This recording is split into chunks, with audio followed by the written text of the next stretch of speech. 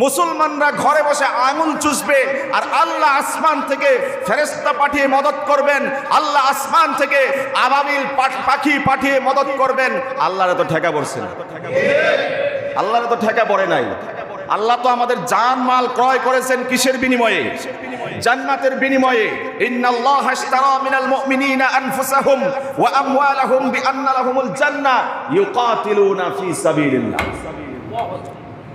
আল্লাহর জন্য, ইসলামকে বুলন্দ করার জন্য জিহাদ ফি সাবিলিল্লাহ করতে হবে। কাফের মুশরিকদের বিরুদ্ধে যখন ডাক আসবে রণাঙ্গনে ঝাঁপিয়ে পড়তে হবে।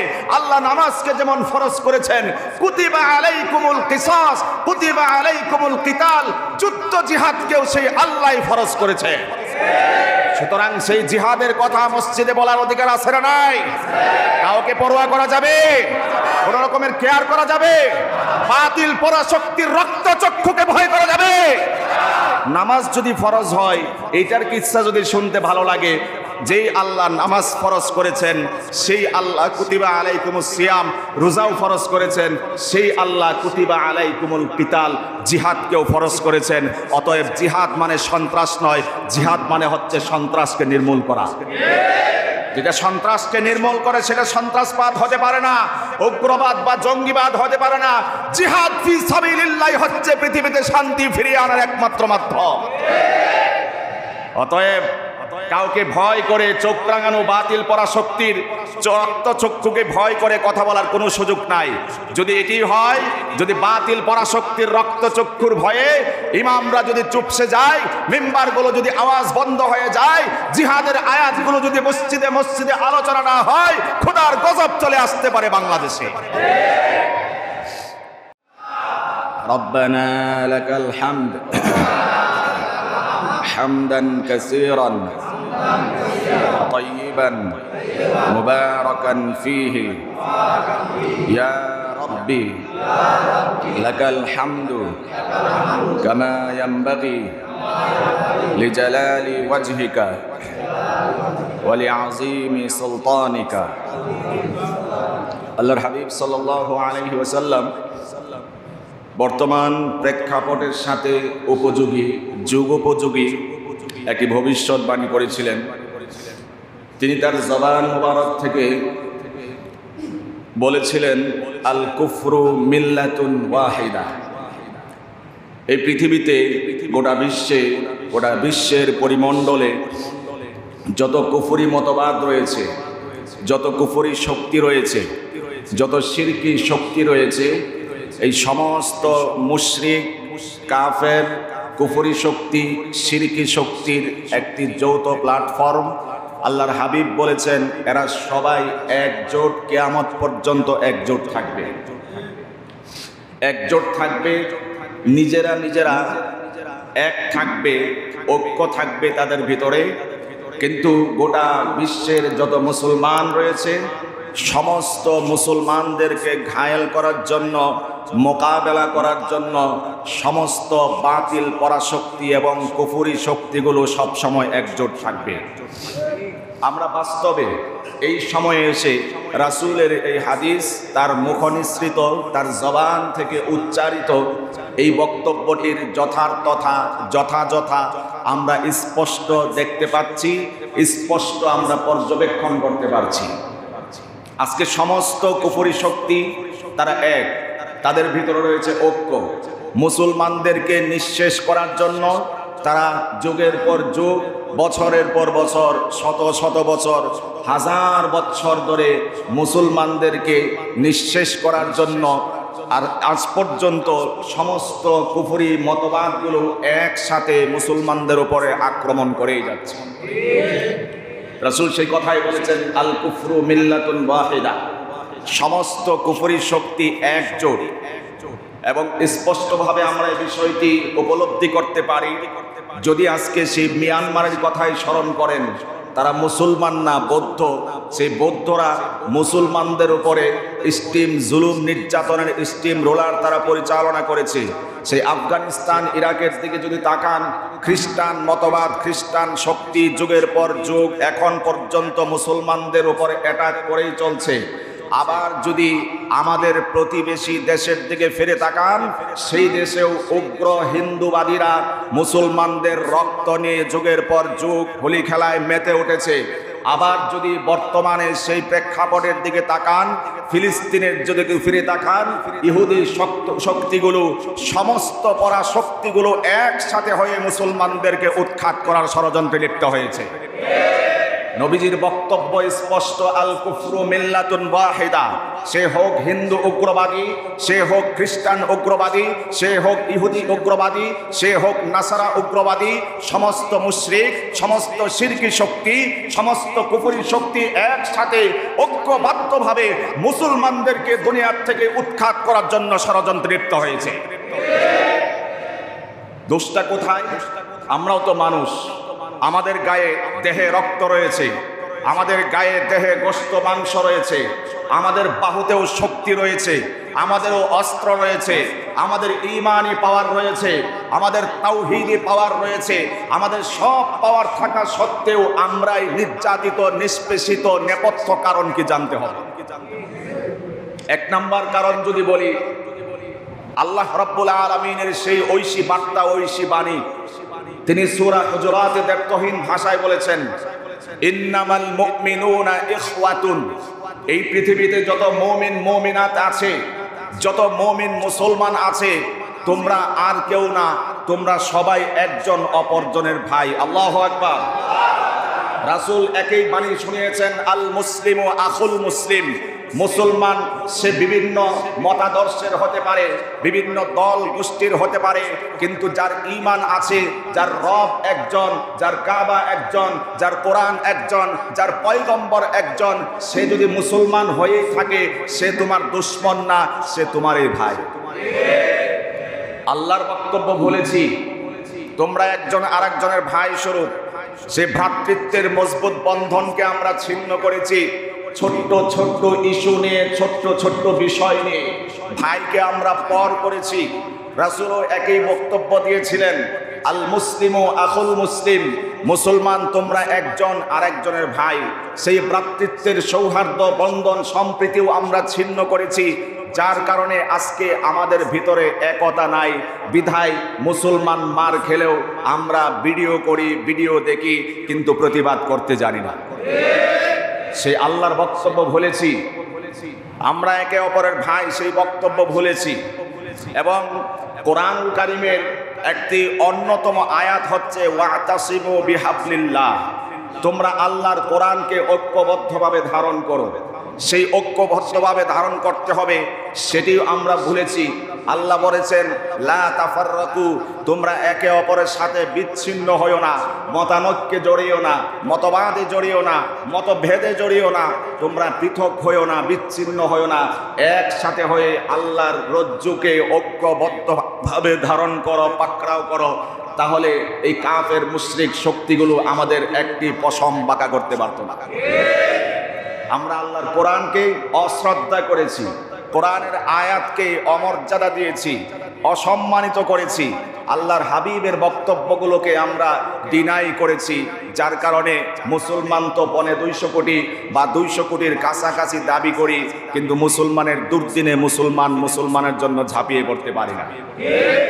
এই দুর্বলতার কারণে, বিশেষভাবে মতানৈক্যের কারণে, ইখতিলাফের কারণে আজকে মুসলমানরা বিচ্ছিন্ন হওয়ার কারণে, পরস্পর বিচ্ছিন্ন হওয়ার কারণেই আল্লাহ রাব্বুল আলামিন আজকে তার ওয়াদা থাকা সত্ত্বেও মুসলমানদেরকে বিজয় দিতে পারছেন না।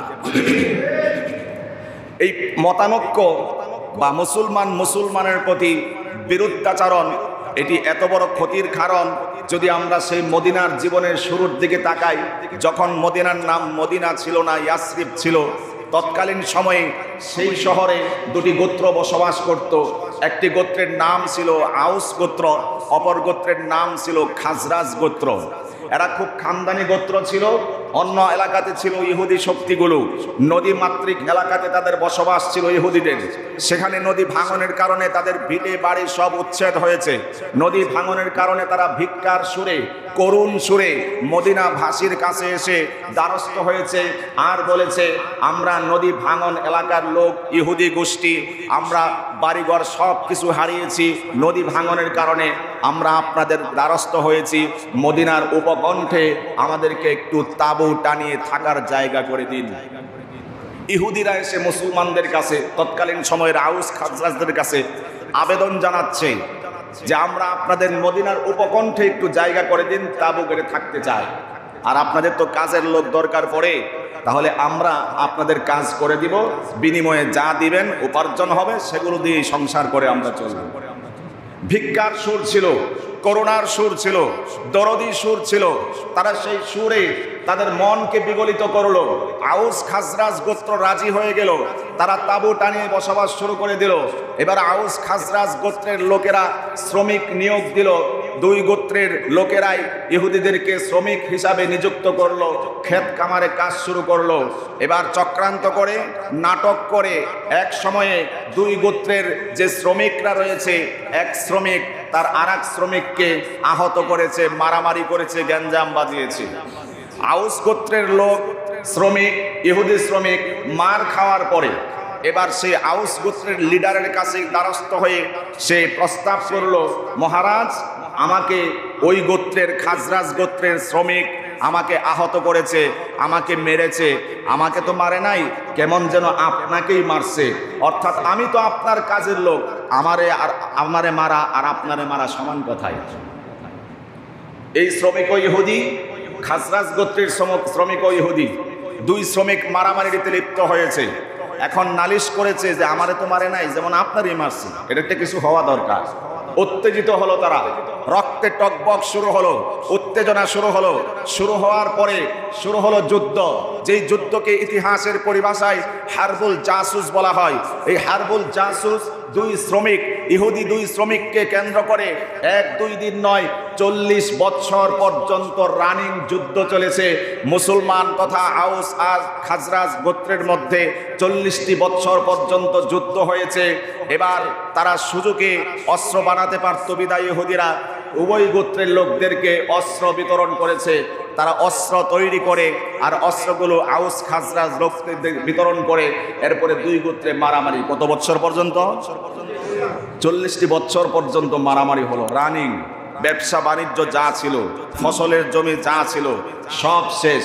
নগদ টাকা দিয়ে অস্ত্র কেনার সামর্থ্য, অ্যাবিলিটি সব শেষ। এবার অনেক দিন পর্যন্ত বাকিতে তারা অস্ত্র ক্রয় করলো। ওই যে নদীমাতৃক এলাকার লোকগুলো, নদী ভাঙনের এলাকার লোকগুলো, ইহুদিগুলো কাজের সুরত ধরে, ভিক্ষার সুর ধরে যে এসেছিল, তারা এবার অস্ত্র বিতরণ করে দুই গোত্রের মধ্যে 40টি বছর পর্যন্ত বিবাদ বিভেদ চালু রেখেছে। এইভাবে চালু থাকতে থাকতে 40 বছর পর্যন্ত যখন তাদের অর্থকড়ি সব শেষ হয়ে গেল, এবার তারা বাকিতে অস্ত্র ক্রয় করা আরম্ভ করলো।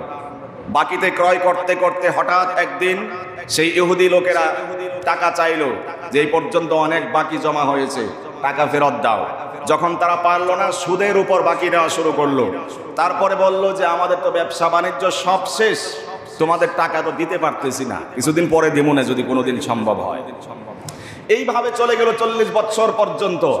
এবার ইহুদি গোষ্ঠীর সুর আর ভিক্ষার সুর না, এখন একটি বলিষ্ঠ সুর দিয়ে বলল, যদি টাকা দিতে নাই পারো, সুদের উপরে যা টাকা আনছো সব মাফ করে দিলাম, আর আসল টাকা যেটা দিয়ে তোমরা অস্ত্র ক্রয় করেছো সেটা মাফ করতে পারছি না। আমরা তোমাদের যে জমি জমাগুলো আছে সেই জমি জমাগুলো তোমাদের কাছে চাইছি, তোমাদের জমিগুলো আমাদেরকে ফেরত দাও, আর বিনিময়ে অস্ত্রগুলোর জন্য আমরা তোমাদের কাছে টাকা চাইব না। এটাকে ইতিহাসের পরিভাষায় বা পলিসির দিক থেকে এটাকে বলা হয় ডিভাইড অ্যান্ড রোলস। এই পলিসির নাম হচ্ছে ডিভাইড অ্যান্ড রোলস। অর্থাৎ দুই ব্যক্তির মাঝখানে থার্ড পারসন একজন ঢোকে যাবে, দুইজনের বন্ধুত্ব নষ্ট করে দিয়ে, বিভেদ সৃষ্টি করে দিয়ে তৃতীয় পক্ষ ফল ভোগ করবে। এটাকে বলা হয় ডিভাইড অ্যান্ড রোলস। ঠিক তেমনিভাবে স্পেনের ইতিহাস একই রকম, বিস্তারিত বলার সুযোগ নাই। সেই তারেক বিন জিয়াদের নেতৃত্বে যখন ইসলামের গণজাগরণ শুরু হলো, এক এক রাষ্ট্রে ইসলামের পতাকা উড্ডীন হতে আরম্ভ হলো। গোটা বিশ্বে তারা ইসলামের মিশনকে পরিচালনা করার জন্য উদ্গ্রীব প্রকাশ করলেন। তারা চলে গেলেন ইসলামকে বিজয় করতে করতে আলজেরিয়া, মরক্কো পর্যন্ত চলে গেলেন, ভূমধ্য সাগর পর্যন্ত চলে গেলেন। এপারে মরক্কো, ওপারে হচ্ছে স্পেন, মধ্য সাগর পর্যন্ত গিয়ে তাদের ভিতরে বড় আফসোস বাসা বাঁধলো। আল্লাহ, ওপারে যাওয়ার বড় ইচ্ছা, ওই পারে স্পেনে গিয়েও ইসলামকে জিন্দা করার বড় খাহেশ মনের ভিতরে জাগ্রত হয়েছে, কিন্তু ঘোড়া নিয়ে এসেছি, এই বিশাল সাগর পাড়ি দিয়ে পানির উপর দিয়ে নৌযান ছাড়া এভাবে যাওয়া তো সম্ভব না। তারপরেও তাওয়াক্কুল আলাল্লাহ, আল্লাহর উপরে তাওয়াক্কুল করে সেই তারেক বিন জিয়াদ, মুসা বিন নুসাইর, তাদের নেতৃত্বে যে বিশাল টিম ছিল, তারা তাদের ঘোড়ার পাগুলো সাগরের পানিতে ভিজিয়ে দিলেন। সুবহানাল্লাহ। তারেক বিন জিয়াদ এবং মুসা বিন নুসাইর সমুদ্রের পারে, সাগরের পারে ঘোড়ার পাগুলো ভিজিয়ে আল্লাহর দরবারে মোনাজাত আরম্ভ করলেন। আয় আল্লাহ, মনে বড় খাহেশ, এই পর্যন্ত অনেক রাষ্ট্রে ইসলামের সুমহান বার্তা পৌঁছে দিয়েছি, ইনসাফ কায়েম করেছি। সমুদ্রের ওই পারে স্পেন, সেখানে ইসলামের পতাকা উত্তোলন করার বড় খাহেশ জেগেছে। কিন্তু আমরা যেইভাবে এসেছি, ঘোড়া দিয়ে পায়ে হেঁটে হেঁটে এই সমুদ্রেও পাড়ি দেওয়া কোনোভাবেই সম্ভব নয়। আয় আল্লাহ, সে বিশ্বাস নিয়ে তোমার দরবারে ফরিয়াদ করছি। ওপারে যেতে চাই, ইসলামের মহান ঝান্ডা উত্তোলন করতে চাই, ব্যবস্থা করে দাও। তুমি চাইলে সব সম্ভব। ওপার থেকে তৎকালীন সময়ের যে রাজা ছিল ফার্ডিন্যান্ড, খ্রিস্টান রাজা হওয়া সত্ত্বেও তার জনগণের উপরে স্টিম রোলার পরিচালনা করত, জুলুম নির্যাতনের স্টিম রোলার পরিচালনা করত। যার কারণে জনগণ অতিষ্ঠ হয়ে যখন শুনতে পেল নদীর ওপারে, ভূমধ্য সাগরের ওপারে মরক্কোতে ইসলামের পতাকাবাহী একটি জামাত, একটি কাফেলা এসেছে, যাদের মিশন হচ্ছে গোটা বিশ্বে ইসলাম কায়েম করা, শান্তির সমাজ বিনির্মাণ করা, তাদের ভিতরে আফসোস আর আগ্রহ জাগ্রত হলো যে আমরা কোনোভাবে যদি মুসা বিন নুসাইর, তারিক বিন জিয়াদের নেতৃত্বে যেই কাফেলা ওপারে অবস্থান করছে, যদি এই পারে আনতে পারতাম, আমার দেশের জন্য ভালো রেজাল্ট আসতো। এই চিন্তা ভাবনা করে একটি নৌযান নিয়ে কিছু খ্রিস্টান লোক, যাদের ভিতরে ঈমানি চেতনা ছিল, যাদের ভিতরে শান্তির কামনা ছিল, তারা চলে আসলো এই পারে। ওই যে আল্লাহর দরবারে ফরিয়াদ করলো, ঘোড়ার পা ভিজিয়ে হেঁটে হেঁটে সমুদ্র পাড়ি দেওয়া সম্ভব নয়, তুমি আল্লাহ চাইলে ওই পারে যাওয়া যে কোনোভাবেই সম্ভব হয়ে যাবে। আল্লাহ রব্বুল আলামিন ওই পার থেকে দরদি কিছু খ্রিস্টান লোককে নৌযান দিয়ে এই পারে পাড়ি করে দিলে। এবার তারা রিসিপশনের জন্য এসেছে। তারেক বিন জিয়াদ এবং মুসা বিন নুসাইর তার জামাতকে নিয়ে নৌযানে আরোহণ করে ওপারে পাড়ি দিয়ে চলে গিয়েছে। বর্ডারে গিয়ে তারা যাত্রা বিরতি করেছে। বর্ডারে যাওয়ার পরে তারেক বিন জিয়াদ যে নৌযান দিয়ে এই সমুদ্র পাড়ি দিয়েছে, সেই নৌযানকে আগুন দিয়ে পুড়িয়ে দিয়েছে। সৈন্য সামন্ত যারা ছিল তাদেরকে উদ্দেশ্য করে বলল, পিছনে তাকিয়ে দেখো, যেই নৌযান দিয়ে তোমরা বিশাল সমুদ্র, মহাসমুদ্র পাড়ি দিয়ে এই পারে এসেছো, সেই নৌযানকে পুড়িয়ে ছারখার করে দিয়েছি, ভেঙে দিয়েছি। পিছনে ফিরে যাওয়ার আর সুযোগ নাই, সাঁতার কেটে সমুদ্র পাড়ি দেওয়ার আর অপশন নাই। এবার তোমাদের কাজ হচ্ছে, যদি বেঁচে থাকো শহীদ, যদি বেঁচে থাকো গাজীর বেশে আবারও দেশে ফিরতে পারবে, আর যদি শহীদ হয়ে যাও আল্লাহর জান্নাতে চলে যাবে। সুবহানাল্লাহ বলেন। এই চেতনায় উজ্জীবিত হয়ে, ঈমানি চেতনায় বলিয়ান হয়ে তারেক বিন জিয়াদ, মুসা বিন নুসাইর তার জামাতকে নিয়ে এইবার এমন সজোরে এক দৌড় দিলেন, ওই যে খ্রিস্টান রাজা ফার্ডিন্যান্ড এবং তার যত জনগণ ছিল, সমস্ত জনগণগুলো দেশ ছেড়ে দৌড়াতে দৌড়াতে অন্য জায়গায় চলে গিয়েছে, দেশ ছেড়ে পালাতে বাধ্য হয়েছে। যা আল হাক্কু ওয়া যাহাকাল বাতিল, ইসলামের সুমহান বার্তা এবং বার্তাবাহকরা যখন সেই মরক্কোর ভূমধ্য সাগর পাড়ি দিয়ে স্পেনে যাত্রা করেছে। এবার তারা যখন তর্জন গর্জন দিয়ে খ্রিস্টানদের উপরে ঝাঁপিয়ে পড়েছে, সমস্ত খ্রিস্টান পরাশক্তিগুলো দেশ ছাড়তে বাধ্য হয়েছে। ইসলামের বিজয় হয়েছে, মুসলমানদের বিজয় হয়েছে। এক বিজয়ে মুসলমানরা 800 বছর পর্যন্ত স্পেন শাসন করেছে। চিল্লায় বলেন আল্লাহু আকবার। এই ছিল আপনার আমার ইসলামের ইতিহাস, এই ছিল আগের যুগের মুসলমানদের ইতিহাস, এই ছিল মুসলমানদের ভিতরে অন্য মুসলমানের প্রতি ভ্রাতৃত্ববোধ, এই ছিল মুসলমানের প্রতি ইখওয়াত, এই ছিল মুসলমানের প্রতি উখুওয়াত, এই ছিল মুসলমানের প্রতি দরদ। তারা ভূমধ্য সাগর পাড়ি দিয়ে ইসলামের দাওয়াত নিয়ে ওপারে চলে গিয়েছেন। মদত করেছেন কে? সাহায্য করেছেন কে? আল্লাহ সাহায্য করেছেন। আমি হলে বলতাম ওপারে যাওয়া সম্ভব না, চল বাড়িতে ফিরে যাই। আল্লাহর কথা ছিল ওয়ালা তাহিনু ওয়ালা তাহজানু ওয়া আনতুমুল আ'লাউনা ইন কুনতুম মুমিনিন। যদি প্রকৃত পক্ষে মুমিন হতে পারো, সাহায্য করার দায়িত্ব আমি আল্লাহর। সুবহানাল্লাহ। আল্লাহ তাদের ঈমানের পরীক্ষা নিয়েছিলেন। এক বিজয়ে ইসলামের এক পতাকা উত্তোলন হওয়ার কারণে মুসলমানরা সেই স্পেন শাসন করেছে 8টি বছর পর্যন্ত। সুবহানাল্লাহ। সেই স্পেন এত উন্নত রাষ্ট্রে পরিণত হলো, এত উন্নত দেশে পরিণত হলো। সেখানে একটি মসজিদ ছিল, কর্ডোবা জামে মসজিদ, বিশাল আকৃতির এক মসজিদ।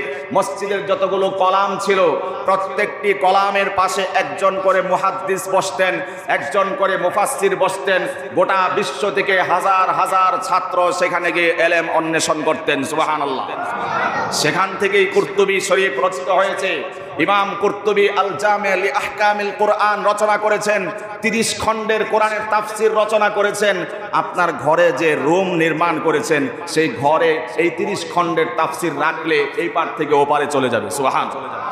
যে ইটালিতে যাওয়ার জন্য আজকে আমরা ভিক্ষার সুর দেই, যে ইটালিতে যাওয়ার জন্য ভিটা জমি সব বিক্রি করে হাজার লক্ষ কোটি টাকা আমরা ইটালিতে যাওয়ার জন্য সন্তানকে পাঠানোর জন্য আজকে বড় উদ্গ্রীব হয়ে আগ্রহ প্রকাশ করি, সেই ইটালির রাজা তখন ভিক্ষার সুরে, করুণার সুরে সেই স্পেনের মুসলমান শাসকের কাছে প্রস্তাব করেছিল, আমার দেশে ইটালিতে বিশ্বমানের কোনো বিশ্ববিদ্যালয় নাই, উচ্চ শিক্ষায় শিক্ষিত হয় ডক্টরেট অর্জনের মতো কোনো বিশ্ববিদ্যালয় নাই, আপনার দেশে স্পেনে আমাদের কিছু ছেলেরা আছে মেধাবী, এদেরকে একটু আপনাদের দেশে উচ্চ শিক্ষায় শিক্ষিত হওয়ার সুযোগ করে দিন। আল্লাহু আকবার।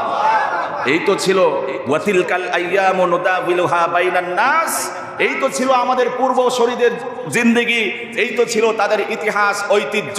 মুসলমানদের কাছে একসময় ভিক্ষা চাইতো মুসলমানদের দেশে গিয়ে পড়াশোনা করার জন্য। আজকে মুসলমানদের অবস্থা পরিবর্তন হওয়ার কারণে মুসলমানরা যত বাতিল পরাশক্তি আছে তাদের কাছে মাথা নত করতে বাধ্য হয়েছে। এক নম্বর কারণ হচ্ছে আমাদের ভিতরে ভ্রাতৃত্ব না থাকা। ইন্নামাল মুমিনুনা ইখওয়াতুন, আল মুসলিমু আখুল মুসলিম, এবং ওয়াতাসিমু বিহাবলিল্লাহ ওয়ালা তাতাফাররাকু। আল্লাহ যে বলেছেন পরস্পর বিচ্ছিন্ন হয়ো না, পরস্পর মতবিরোধ করো না, একভাবে ঐক্যবদ্ধভাবে একই প্ল্যাটফর্মে অবস্থান করো। এই বক্তব্য যখন দিয়েছেন আল্লাহ রাব্বুল আলামিন, আমরা যখন তার বক্তব্যকে ডিনাই করেছি, যার কারণে মুসলমান সংখ্যায় অনেক হওয়ার পরেও, সামরিক শক্তি থাকা সত্ত্বেও আজকে মুসলমানরা বিজয় অর্জন করতে পারছে না। আরেকটি কারণ যদি বলি, সেটি হচ্ছে ঈমানের পরিপক্কতা না থাকার কারণে মুসলমানদের বিজয় আজও সন্নিকটে আসছে না, মুসলমানদেরকে বিজয় স্পর্শ করছে না। তার উল্লেখযোগ্য একটি কারণ হচ্ছে মুসলমানদের ঈমান পরিপক্ক না, মুসলমানদের ঈমানে যথেষ্ট পরিমাণে দুর্বলতা আর কমজোরি আছে। কথা বলতে হবে, ঠিক কিনা? কারণ আল্লাহ ওয়াদা করেছেন, সান্ত্বনার বাণী শুনিয়েছেন, আশার বাণী শুনিয়েছেন, ওয়ালা তাহিনু ওয়ালা তাহজানু ওয়া আনতুমুল আ'লাউনা ইন কুনতুম মুমিনিন। যদি তোমরা প্রকৃতপক্ষে মুমিন হতে পারো তাহলে ঘাবড়ানোর কারণ নাই, ভয় ভীতির কারণ নাই। আমি আল্লাহ প্রতিপক্ষের বিরুদ্ধে তোমাদেরকে বিজয় দান করব। সুবহানাল্লাহ। শর্ত কি ছিল? ইন কুনতুম মুমিনিন।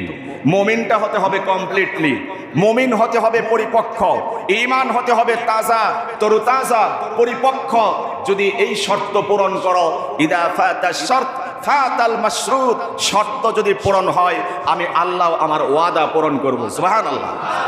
কিন্তু আমরা তো শর্ত পূরণ করতে পারি নাই, পারছি নাকি? শর্ত কি পূরণ করতে পারছি নাকি? আমরা ঈমানের দুর্বলতা আছে না নাই? ঈমানের দুর্বলতার কারণে আল্লাহর মদদ ওয়াদা থাকা সত্ত্বেও আজও আমাদেরকে স্পর্শ করছে না। কিন্তু আমরা তো এই ইতিহাস জানি, 313 জনের জন্য আল্লাহ আসমান থেকে 1000 ফেরেশতা নাজিল করে সাহায্য করেছেন, নুসরত করেছেন, মদদ করেছেন। আমরা তো সেই ইতিহাসও জানি, আল্লাহর ঘর বাইতুল্লাহকে রক্ষা করার জন্য আব্রাহার বিরুদ্ধে আল্লাহ রাব্বুল আলামিন আসমান থেকে আবাবিল পাখি পাঠিয়েছিলেন। কথা বলতে হবে ঠিক কিনা? কেন? তারা তাদের যে শর্ত ছিল শর্ত পূরণ করেছে। প্রকৃতপক্ষে তারা ঈমানদার ছিল, প্রকৃতপক্ষে মুমিন ছিল, যার কারণে আল্লাহ তাদেরকে ফেরেশতার মাধ্যমে মদদ করেছেন, সাহায্য করেছেন। আল্লাহ তাদেরকে আবাবিল পাঠিয়ে সাহায্য করেছেন। কথা বলতে হবে। আমরা তো শুধু আবাবিলের অপেক্ষা করি। এত নির্যাতন আল্লাহ আবাবিল পাঠায় না কি লাগা? এই প্রশ্ন আছে না নাই? সহজে সব করতে চাই, এসির তলে ঘুমাবো, আরাম আয়েশে থাকবো, আর সহজে আমরা বুঝাইতে চাই যে আল্লাহ এত কিছু পারে, এত কিছু হইতেছে বিশ্বের মধ্যে, মুসলমানদেরকে উৎখাত করা হচ্ছে, মারা হচ্ছে, আল্লাহ কেন নীরব এখন পর্যন্ত? এই প্রশ্ন অনেক মুসলমানের ভিতরে আছে না নাই? আরে তখন যে আরসালা আলাইহিম তায়রান আবাবিল, যেই আল্লাহ আবাবিল পাঠিয়েছিলেন সেই আল্লাহ এখন আছে না নাই? আগের মতোই আছে নাকি বেশ কম হয়েছে? আগের মতোই আছে সেই আল্লাহ। আমরা আগের মতো নাই, যার কারণে আবাবিল আসে না। আর তখন ছিল মাত্র পৃথিবীতে 70 কোটি জনসংখ্যা, 70 কোটি মানুষ ছিল তখন তাওহীদপন্থী। আর বর্তমানে কতজন? মুসলমানদের সংখ্যা 200 কোটি ধরেন। ওই সময় 70 কোটি যদি ঈমানদার থাকে, তাওহীদপন্থী থাকে, 70 জন তাদের মোকাবেলায় লড়াই করা কিছুটা কষ্টসাধ্যই বটে। আর আজকের জমানায় 200 কোটি মুসলমান, তাদের তুলনায় অনেক বেশি। মুসলমানরা ঘরে বসে আঙুল চুষবে, আর আল্লাহ আসমান থেকে ফেরেশতা পাঠিয়ে মদদ করবেন, আল্লাহ আসমান থেকে আবাবিল পাখি পাঠিয়ে মদদ করবেন। আল্লাহর তো ঠেকা পড়ছে না, আল্লাহর তো ঠেকা পড়ে নাই। আল্লাহ তো আমাদের জান মাল ক্রয় করেছেন কিসের বিনিময়ে? জান্নাতের বিনিময়ে। ইন্নাল্লাহা ইশতারা মিনাল মুমিনিনা আনফুসাহুম ওয়া আমওয়ালাহুম বিআন্না লাহুমুল জান্নাহ ইউকাতিলুনা ফি সাবিলিল্লাহ। আল্লাহর জন্য, ইসলামকে বুলন্দ করার জন্য জিহাদ ফি সাবিলিল্লাহ করতে হবে। কাফের মুশরিকদের বিরুদ্ধে যখন ডাক আসবে রণাঙ্গনে ঝাঁপিয়ে পড়তে হবে। আল্লাহ নামাজকে যেমন ফরজ করেছেন, কুতিবা আলাইকুমুল কিসাস, কুতিবা আলাইকুমুল কিতাল, যুদ্ধ জিহাদকেও সেই আল্লাহই ফরজ করেছে। সুতরাং সেই জিহাদের কথা মসজিদে বলার অধিকার আছে না নাই? কাউকে পরোয়া করা যাবে? কোন রকমের কেয়ার করা যাবে? বাতিল পরাশক্তির রক্তচক্ষুকে ভয় করা যাবে? নামাজ যদি ফরজ হয়, এইটার কিচ্ছা যদি শুনতে ভালো লাগে, যেই আল্লাহ নামাজ ফরজ করেছেন সেই আল্লাহ কুতিবা আলাইকুমুস সিয়াম, রোজাও ফরজ করেছেন, সেই আল্লাহ কুতিবা আলাইকুমুল কিতাল, জিহাদকেও ফরজ করেছেন। অতএব জিহাদ মানে সন্ত্রাস নয়, জিহাদ মানে হচ্ছে সন্ত্রাসকে নির্মূল করা। যেটা সন্ত্রাসকে নির্মূল করে সেটা সন্ত্রাসবাদ হতে পারে না, উগ্রবাদ বা জঙ্গিবাদ হতে পারে না। জিহাদ ফি সাবিলিল্লাহ হচ্ছে পৃথিবীতে শান্তি ফিরিয়ে আনার একমাত্র মাধ্যম। অতএব কাউকে ভয় করে চোখ রাঙানো বাতিল পরাশক্তির রক্তচক্ষুকে ভয় করে কথা বলার কোনো সুযোগ নাই। যদি এটি হয়, যদি বাতিল পরাশক্তির রক্তচক্ষুর ভয়ে ইমামরা যদি চুপসে যায়, মিম্বারগুলো যদি আওয়াজ বন্ধ হয়ে যায়, জিহাদের আয়াতগুলো যদি মসজিদে মসজিদে আলোচনা না হয়, খোদার গজব চলে আসতে পারে বাংলাদেশে। বলছিলাম আল্লাহ রাব্বুল আলামিন ওয়াদা দিয়েছিলেন এবং তৎকালীন সময়ে ঈমান ছিল পরিপক্ক, যার কারণে 313 জন 1000 মানুষের বিরুদ্ধে লড়াই করে, আর আল্লাহ 313 জনের পক্ষে আসমান থেকে ফেরেশতা নাজিল করে। আল্লাহু আকবার। পৃথিবীতে জনসংখ্যা অর্থাৎ ঈমান তাওহীদপন্থীদের পরিসংখ্যা ছিল 70 কোটি। তখন তাদেরকে আল্লাহর নুসরত করা, আবাবিল পাঠানো, এটাই যৌক্তিক। বর্তমানে 250 কোটি, 200 কোটি মুসলমানের আবির্ভাব এই পৃথিবীতে। মুসলমান শাসকরা বাতিল পরাশক্তির সাথে হাতে হাত মিলে আজকে মুসলমানদের রক্তের হোলি খেলা দেখছে, কোনো রকমের তারা হেল্প করতে পারছে না। তাহলে আল্লাহর কি দরকার পড়ছে? তোমাদেরকে পাঠাইছি, তোমাদেরকে রক্ত দেই নাই, সামরিক শক্তি দেই নাই, সমস্ত খনিজ শক্তিগুলো তো তোমাদেরকে দান করেছি। তোমরা যদি তোমাদের তেল বন্ধ করে দিতে, ইসরায়েল আমেরিকা মুসলমানদের দেশে এসে বিমান উড়িয়ে বোমা ফাটাতে পারতো না, পারতো না, পারতো না। আমেরিকার আকাশে, ইসরায়েলের আকাশে তারা বিমান উড়াতে পারতো না, মুসলিম শাসকরা যদি তেল বন্ধ করে দিত। বিভিন্নভাবে ইনিয়ে অথবা ডাইরেক্টলি মুসলমানরা তাদের সাথে আঘাত করেছে, হাতে হাত মিলিয়েছে, যার কারণে আজকে মুসলমানরা গোটা বিশ্বে নির্যাতিত, নিপীড়িত, নিষ্পেষিত, অথচ মুসলিম শাসকগণ হাতে আঙুল চুষতে চুষতে তারা ব্যস্ত রয়েছে। আমরা শুধু দেখি ওরা কিছু করে না কি জন্য, এতগুলো মুসলিম শক্তি কিছু করে না কি জন্য। আপনার আমার ওপর দায়িত্ব নাই? কথা বলেন। একটু কি কান্না করে মোনাজাতও করতে পারি না? কয়দিন করেছি পার্সোনাল ভাবে, ভিন্ন কোনো মুসলিম ভাইয়ের জন্য, ভিন্ন কোনো মুসলিম রাষ্ট্রের জন্য, ভিন্ন কোনো নির্যাতিত মুসলিম রাষ্ট্রের জন্য কয়দিন পার্সোনাল ভাবে একা একই জায়নামাজ বিছিয়ে আল্লাহর দরবারে তাদের জন্য ফরিয়াদ করেছি। আমার কোনো দায়বদ্ধতা নাই? অবশ্যই আছে। যে কথা বলছিলাম, যদি ঈমানের পরীক্ষায় উত্তীর্ণ হওয়া যায়, রব আপনাকে আমাকে তাদেরকে যেভাবে সাহায্য আর সহযোগিতা করেছিলেন, আমাকে আপনাকেও সেভাবে সাহায্য করার জন্য রব সদা সর্বদা প্রস্তুত রয়েছেন। আম হাসিবতুম আন তাদখুলুল জান্নাহ, তোমরা কি মনে করো এমনি এমনি তোমাদেরকে জান্নাত দিয়ে দিব? অথচ মাসাতহুমুল বাসা, তোমাদের পূর্ববর্তী যারা ছিল তাদেরকে মহা সংকট, বিপদ আপদ, ঘাত প্রতিঘাত, নির্যাতন জুলুমের শিকার তাদের হতে হয়েছে। এমন কি তাদের পয়গম্বর যারা ছিল, সেই পয়গম্বর, রসুল এবং তার সাহচর্য যারা ছিল, সবাই যৌথ কণ্ঠে আসমানের দিকে তাকিয়ে বলেছিল, মাতা নাসরুল্লাহ, মাতা নাসরুল্লাহ, আল্লাহর মদদ, আল্লাহর সাহায্য কখন আসবে? আল্লাহ সান্ত্বনার বাণী শুনে বলেছিলেন, আলা ইন্না নাসরাল্লাহি করিব, অচিরেই তোমাদের উপরে আমি আল্লাহর সাহায্য আসবে। সুবহানাল্লাহ। নাসরুম মিনাল্লাহ ওয়া ফাতহুন করিব, বিজয় রবের পক্ষ থেকে অচিরেই আসবে এবং তোমাদের জন্য অচিরেই সাহায্য রবের পক্ষ থেকে আসবে। হে রাসূল, ওয়া বাশশিরিল মুমিনিন, যারা ঈমানকে পরিপূর্ণ করেছে, সত্যিকার অর্থে যারা মুমিন ঈমানদার, তাদেরকে আপনি বিজয়ের সুসংবাদ দিয়ে দিন। সুবহানাল্লাহ। সব অফার তো এখনো আছে। কোরআন তো জীবন্ত, কোরআন তো চিরন্তন, একটি মহাবাণী, ঐশী বাণীর নাম, এটা কোনোদিন পুরাতন হওয়ার কথা না। যত যুগ আসবে, সমস্ত যুগের সময়ে কোরআন যেমন জীবন্ত মানুষের মতোই কথা বলে বেড়াবে। সময় সাপেক্ষ কোরআন তার ভাষাগুলো এমন ভাবে প্রয়োগ করে যেমন আজই কোরআন অবতীর্ণ হচ্ছে, আজই কোরআন নাজিল হচ্ছে। কোরআন তার ভাষাগুলোকে সময়ে সময়ে এভাবেই বর্ণনা করে দেয়। কথা বলতে হবে। এখন কথা হচ্ছে কবে সাহায্য আসবে, এই প্রশ্নটা আমাদেরও। সাহাবীরা, রাসূল নিজে, তারা এইভাবে নির্যাতিত হয়ে মাতা নাসরুল্লাহ বলে আফসোস করতেন। এটা সন্দেহ এমন না যে আল্লাহ না বলছে সাহায্য আসবে, কই আসে না, এমন না।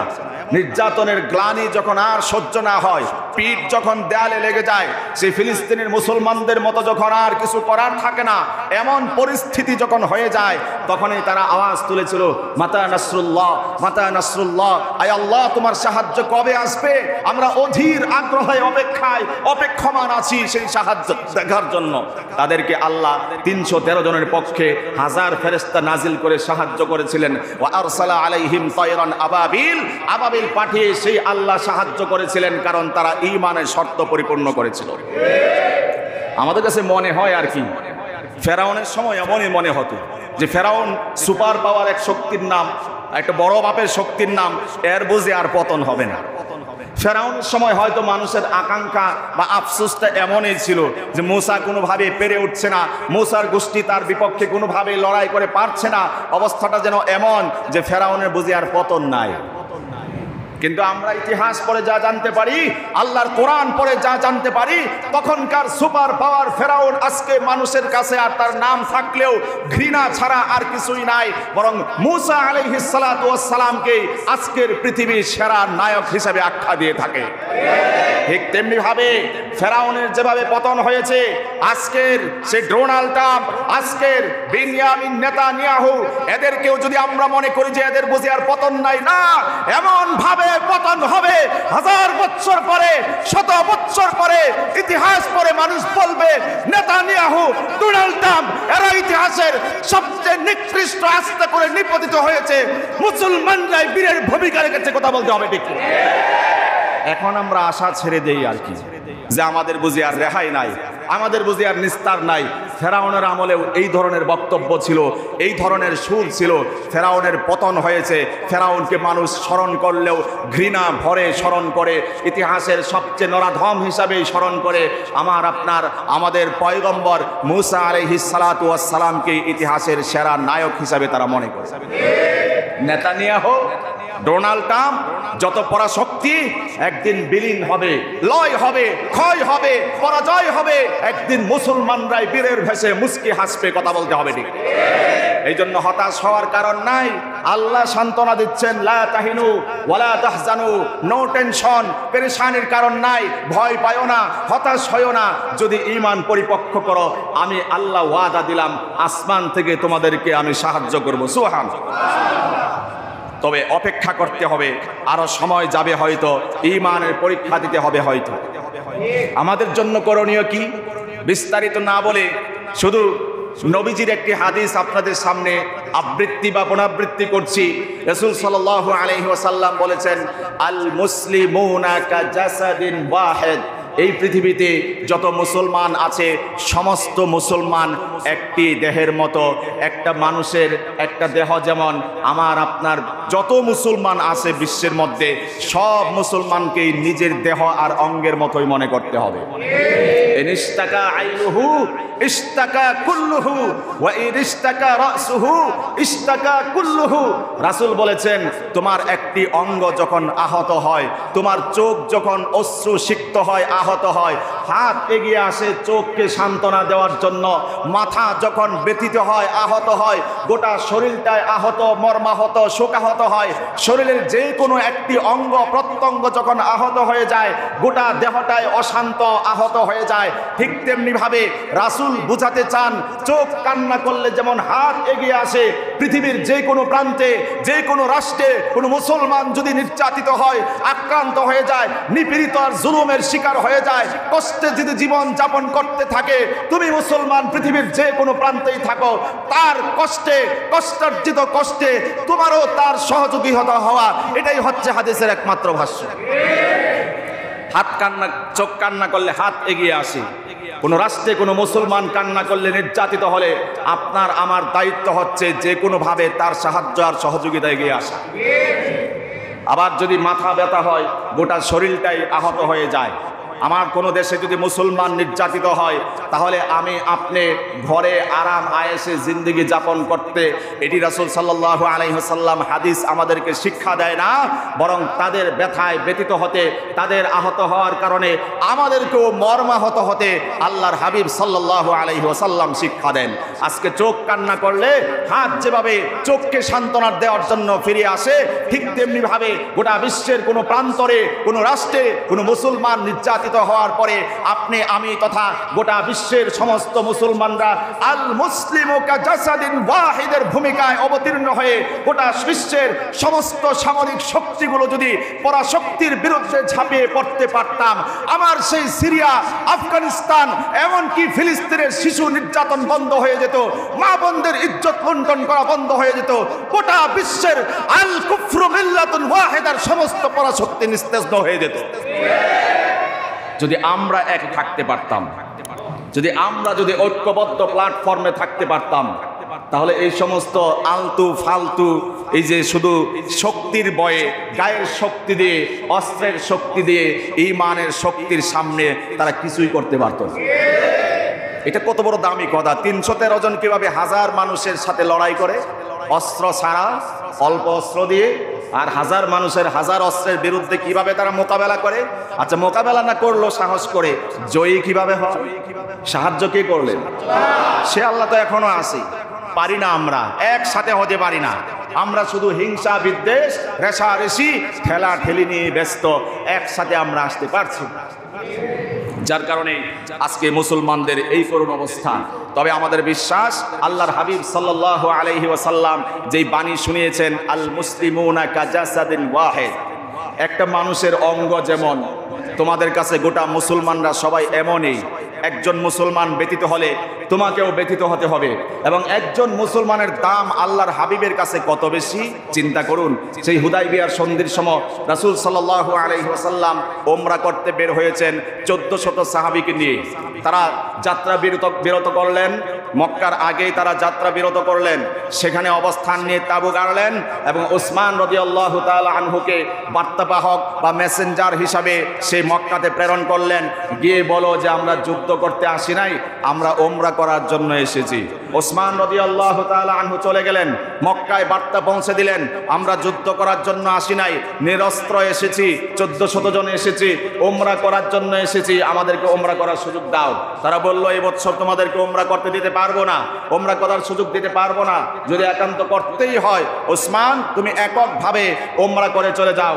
উসমান রাদিয়াল্লাহু তাআলা আনহু দ্ব্যর্থহীন কণ্ঠে তর্জন আর গর্জন দিয়ে বললেন, আমার হাবিব রাসূলুল্লাহ সাল্লাল্লাহু আলাইহি ওয়াসাল্লাম মক্কার উপকণ্ঠে সেখানে বাধাগ্রস্ত হবে, বাধার সম্মুখীন হবে, আমি একাকে উসমান তওয়াফ করব, ওমরা করব, এটি আমার পক্ষে সম্ভব নয়। উসমান রাদিয়াল্লাহু তাআলা আনহু এই তর্জন গর্জন দিয়ে ব্যাক করার চেষ্টা করলেন। ঠিক এই সময়ে মক্কার কুফফার শক্তিরা একটি অপবাদ রটনা রটিয়ে দিল, উসমান রাদিয়াল্লাহু তাআলা আনহুকে শহীদ করা হয়েছে। আল্লাহর হাবিব সাল্লাল্লাহু আলাইহি ওয়াসাল্লামের কানে এই আওয়াজ পৌঁছলো, উসমানকে কতল করা হয়েছে। আল্লাহর হাবিব সাল্লাল্লাহু আলাইহি ওয়াসাল্লাম অত্যন্ত উত্তেজিত হয়ে সে বাবলা গাছের নিচে ডাকলেন সমস্ত সাহাবীদেরকে, 1400 সাহাবীকে ডাক দিয়ে বললেন, আল্লাহর কসম করে বলছি, ঘটনা যদি সত্য হয়ে থাকে, উসমানের বদলা, উসমানের প্রতিশোধ নেওয়ার আগ পর্যন্ত আমরা এই জায়গা থেকে প্রত্যাবর্তন করব না।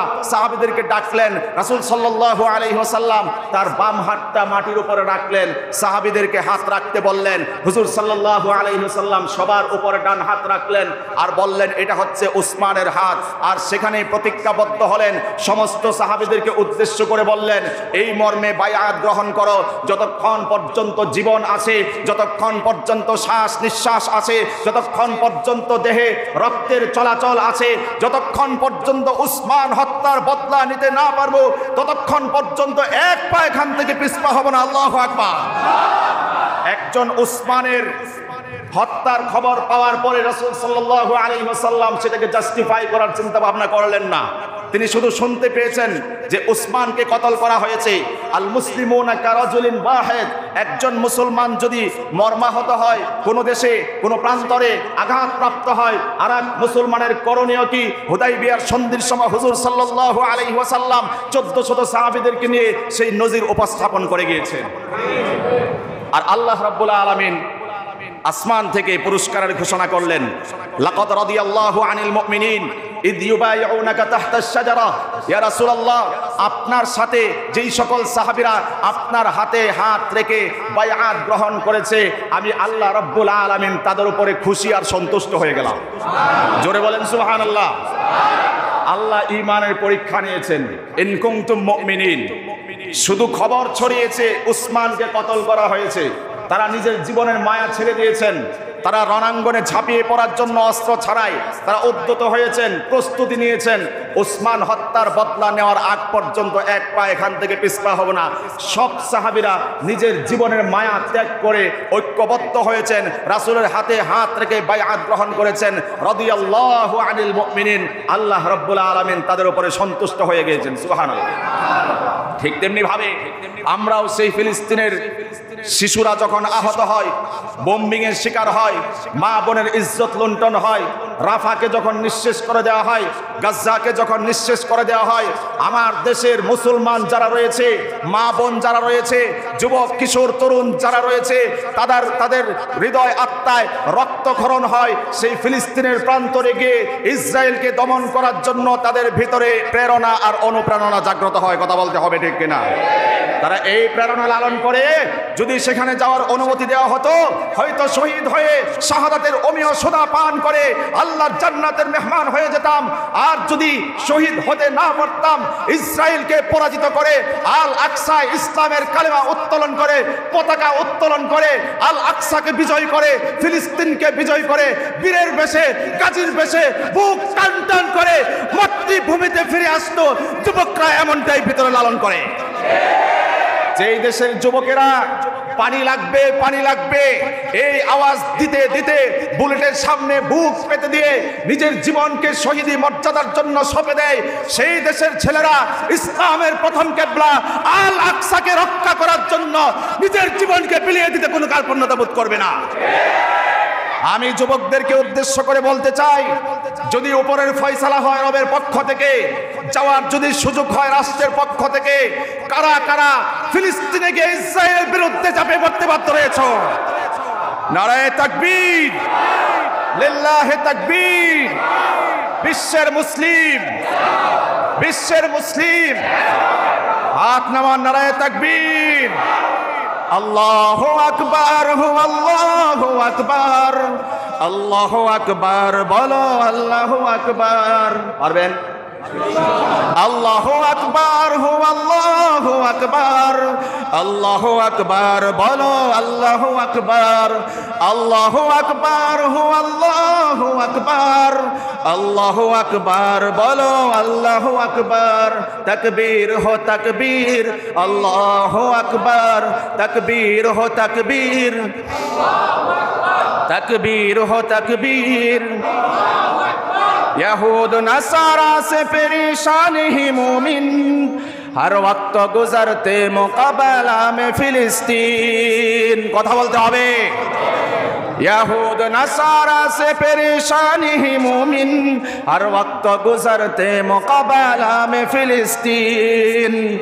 बहते हैं खून आँखों से पानी हम तो बेखबर, बहते हैं खून आँखों से पानी हम तो बेखबर। अल्लाह का नारा से हो क़ल्बों पे मुनव्वर। अल्लाहु अकबर हो, अल्लाहु अकबर, अल्लाहु अकबर, बोलो अल्लाहु अकबर, अल्लाहु अकबर हो, अल्लाहु अकबर, अल्लाहु अकबर, बोलो अल्लाहु अकबर। तकबीर हो तकबीर, आरो जुड़े तकबीर हो तकबीर, तकबीर हो तकबीर। अल्लाहु अकबर हो, अल्लाहु अकबर, अल्लाहु अकबर, बोलो अल्लाहु अकबर, अल्लाहु अकबर हो, अल्लाहु अकबर, अल्लाहु अकबर, बोलो अल्लाहु अकबर। ज़मी मेरी अल्लाह मेरा हम सच्चा मुसलमान, एक हाथ में तलवार हो एक हाथ में कुरान। ज़मी मेरी अल्लाह मेरा हम सच्चा मुसलमान, एक हाथ में तलवार हो एक हाथ में कुरान। तो कत नहीं जालिम को भी कामयाब हो एक बार। अल्लाह का नारा से हो क़ल्बों पे मुनव्वर। अल्लाहु अकबर हो, अल्लाहु अकबर, अल्लाहु अकबर, बोलो अल्लाहु अकबर, अल्लाहु अकबर हो, अल्लाहु अकबर, अल्लाहु अकबर, बोलो अल्लाहु अकबर। तकबीर हो तकबीर, तकबीर हो तकबीर। बेला हमें काबा भी है अल्लाह का कसम, दुश्मन को जरा छोड़ने ही हो तुम तैयार हो हरदम। बेला हमें काबा भी है अल्लाह का कसम, दुश्मन को जरा छोड़ने ही तैयार रहो हरदम। कुर्बा के नतीजा में शहीद हो तो ये बेहतर। अल्लाह का नारा से हो क़ल्बों पे मुनव्वर। अल्लाहु अकबर हो, अल्लाहु अकबर, अल्लाहु अकबर, बोलो अल्लाहु अकबर, अल्लाहु अकबर हो, अल्लाहु अकबर, अल्लाहु अकबर, बोलो अल्लाहु अकबर। जोरे अल्लाहु अकबर, अल्लाहु अकबर, अल्लाहु अकबर, बोलो अल्लाहु अकबर। तकबीर हो तकबीर, तकबीर हो तकबीर, तकबीर हो तकबीर। अल्लाहु अकबर हु अल्लाहु अकबर, अल्लाहु अकबर बोलो अल्लाहु अकबर। सबाई अल्लाहु अकबर, अल्लाहु अकबर, अल्लाहु अकबर बोलो अल्लाहु अकबर। तकबीर हो तकबीर, तकबीर हो तकबीर, तकबीर हो तकबीर, तकबीर हो तकबीर। अल्लाहु अकबर। আল্লাহ রাব্বুল আলামিন আমাদেরকে কবুল আর মঞ্জুর করুন। মসজিদে আল্লাহ সবচেয়ে বড় সেই শ্রেষ্ঠত্বের ঘোষণা দিয়েছি। মসজিদে গান বলা হয়েছে, এই সমালোচনা করার সুযোগ আছে? সবচেয়ে বড় কে? সর্বশক্তিমান কে? সর্বসেরা সর্বশ্রেষ্ঠ কে? সর্বমহান কে? সেই রবের নামে আল্লাহু আকবার বলেছি, কাউকে তোয়াক্কা করার কোনো সুযোগ নাই। আমরা এত সময় পর্যন্ত ঈমানি চেতনায় উজ্জীবিত হয়ে ফিলিস্তিনের শানে নিবেদিত আমরা একটি সঙ্গীত পরিবেশন করেছি। ফিলিস্তিন যাওয়ার জন্য আমার যুবক বন্ধুরা, কিশোর তরুণেরা যেভাবে হৃদয়ে তামান্না আকাঙ্ক্ষা ভিতরে সদা সর্বদা জাগ্রত রাখে, আলহামদুলিল্লাহ সবাই বলেন। গত রাত্রে একজন বয়স্ক মায়ের খবর পেয়েছি, তার সন্তান আমার কাছে রিপোর্ট করেছে যে সন্তান ফিলিস্তিন যাওয়ার কি কোনো সুযোগ নাই মহিলাদের? আল্লাহু আকবার। একজন বয়োজ্যেষ্ঠ মা, তার হৃদয়ে আকুতি, সন্তান হারার বেদনা একজন মাই বুঝতে পারে। শিশু সন্তানকে যখন বোম্বিং করে উড়িয়ে দেওয়া হয়, চোখের সামনে যখন সন্তানগুলোকে কয়লা করে দেওয়া হয়, চোখের সামনে যখন বাচ্চাগুলোকে ঘর বাড়ি বিটা সব কিছু উচ্ছেদ করে দেওয়া হয়, তার কি যন্ত্রণা, যাতনা, ব্যথা বেদনা একমাত্র জন্মদাতা মায়েরাই ভালো বুঝতে পারে। সেই মায়েদের ভিতরেও ঈমানি চেতনার জজবা টকবক করে। যদি কোনো সময় উপর আল্লাহ থেকে ফয়সালা হয়ে যায়, রাষ্ট্রের পক্ষ থেকে যদি ঘোষণা হয়ে যায় কারা কারা ফিলিস্তিন যেতে প্রস্তুত, আবারও দুহাত দেখতে চায়। আল্লাহ রাব্বুল আলামিনের জোশকে কবুল আর মঞ্জুর করুন। হাত নামান। এবার ফিলিস্তিন যাওয়ার আগে মসজিদে যখন আজান হয়, আসার দরকার আছে না নাই? জিহাদের আজান হচ্ছে হাইয়া আলাল জিহাদ, জিহাদের দিকে আসো। মসজিদের আজান হচ্ছে হাইয়া আলাস সালাহ, নামাজে আসো। তবে এত সময় যে জোশ, শৌক, জজবা আমাদের ভিতরে আমরা দেখতে পেয়েছি, এই জজবাটা হাইয়া আলাল জিহাদ বলার পরে যেভাবে আসে, হাইয়া আলাস সালাহ বলার পরে সেভাবেই আসা উচিত। মসজিদে আগের মতো না হোক, রমজানে যেভাবে আমরা মসজিদকে আবাদ করেছি, এখনো আজ থেকে পাক্কা নিয়ত করি 5 ওয়াক্ত আজান হওয়ার পরে মসজিদে যত ব্যস্ততায় থাকুক, আল্লাহর কুদরতি পায়ে সিজদায় লুটিয়ে পড়তে আসবো ইনশাআল্লাহ। আল্লাহ কবুল করুন, বলুন আমিন।